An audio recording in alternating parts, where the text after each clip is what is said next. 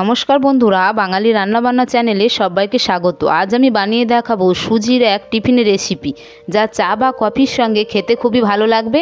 আমি সুজির রেসিপিটা কিভাবে বানিয়েছি তাই এই ভিডিওটা শেষ পর্যন্ত দেখার অনুরোধ রইল। সুজির এই রেসিপি বানানোর জন্য আমি এখানে দুটো আলু খোসা ছাড়িয়ে আগে থেকে ধুয়ে নিয়েছিলাম। এবার আলুগুলোকে আমি চেঁচে নেব। এখানে আমি একটা চাঁচা মেশিন নিয়েছি। এবার আলুগুলোকে আমি ঝুড়ি ঝুড়ি করে চেঁচে নেব। দেখুন কিভাবে আমি চেঁচে নিচ্ছি। এইভাবে ঝুড়ি ঝুড়ি করে চেঁচে নিতে হবে। আলু চাঁচা হয়ে গিয়েছে। এবার জল দিয়ে 2 থেকে 3 বার আলুগুলোকে ভালোভাবে ধুয়ে নেব। আলু বারবার ধোয়ার ফলে লালচে ভাবটা কেটে যাবে, গিয়ে আলু পরিষ্কার হয়ে যাবে। দেখুন ধোয়া হয়ে গিয়েছে, আলু কেমন পরিষ্কার হয়ে গিয়েছে। এবার এখানে আমি 100 গ্রাম সুজি মিক্সিতে বেটে রেখেছিলাম, এটা আলুর মধ্যে দিয়ে দেবো।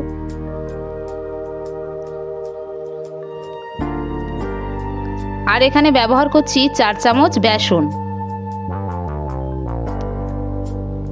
শুকনো লঙ্কা আগে থেকে ভেজে গুঁড়ো করে রেখেছিলাম, 1 চামচ দিয়ে দেবো।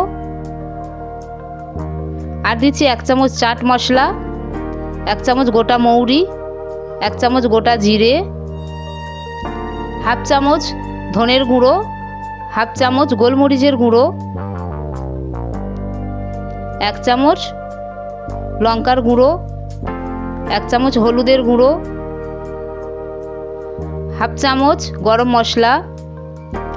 এবং খাবারের স্বাদ বাড়ানোর জন্য আমি এখানে জোয়ান ব্যবহার করেছি। জোয়ানটা আমি হাত দিয়ে ঘষে দেবো। জোয়ান দিলে টিফিনের স্বাদটা বাড়বে।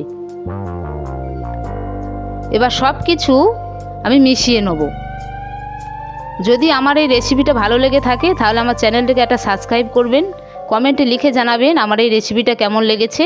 এবার অল্প অল্প জল দিয়ে একটা মাখা তৈরি করে নেব। খুব বেশি জল দিলে হবে না, অল্প অল্প করে জল দিয়ে মেখে নিতে হবে।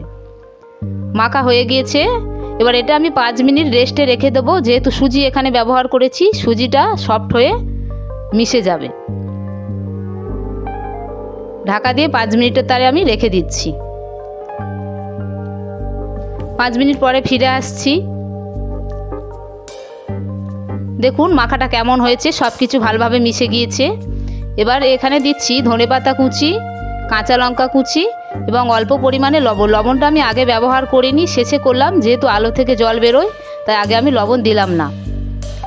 এবার সব কিছু মিশিয়ে নেব।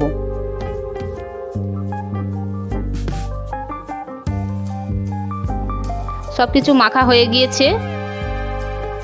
কড়াইতে দিয়ে দিচ্ছি সাদা তেল। ফোড়নে দিচ্ছি হাফ চামচ গোটা জিরে, হাফ চামচ গোটা সর্ষে, আদা বাটা। আদাটা ভালোভাবে একটু ভেজে নিতে হবে। সব কিছু ভালোভাবে ভাজা হয়ে গেলে আগে থেকে মাখিয়ে রাখা আলুটা আমি এর মধ্যে দিয়ে দেবো।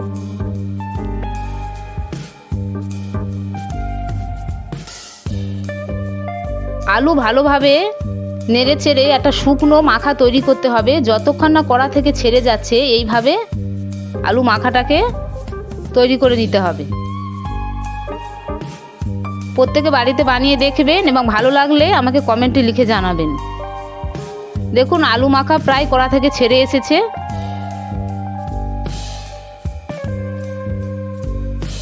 এবার একটা স্টিলের থালা নিয়েছি, এখানে অল্প পরিমাণে তেল নিয়ে থালাটার গায়ে ভালোভাবে লাগিয়ে দেবো। এবার আলু মাখাটাকে ভালোভাবে থালাসে বসিয়ে দেবো। এইভাবে খুন্তি দিয়ে চেপে চেপে সব জায়গাটা সমান করে বসিয়ে দিব। দিয়ে 5 মিনিট আমি ঠান্ডা হতে দেবো। ফিরে আসছি 5 মিনিট পরে। দেখুন কেমন বসে শক্ত হয়ে গিয়েছে। এবার একটা ছুরি দিয়ে আমি চৌকো চৌকো করে কেটে নেব। আস্তে আস্তে কেটে নিতে হবে। ভেতরে যেহেতু কাঁচা আলু আছে, খুব তাড়াহুড়ো করলে হবে না, ধীরে ধীরে কেটে নিতে হবে। এবার ছুরি দিয়ে একটা তুলে দেখাচ্ছি, দেখুন।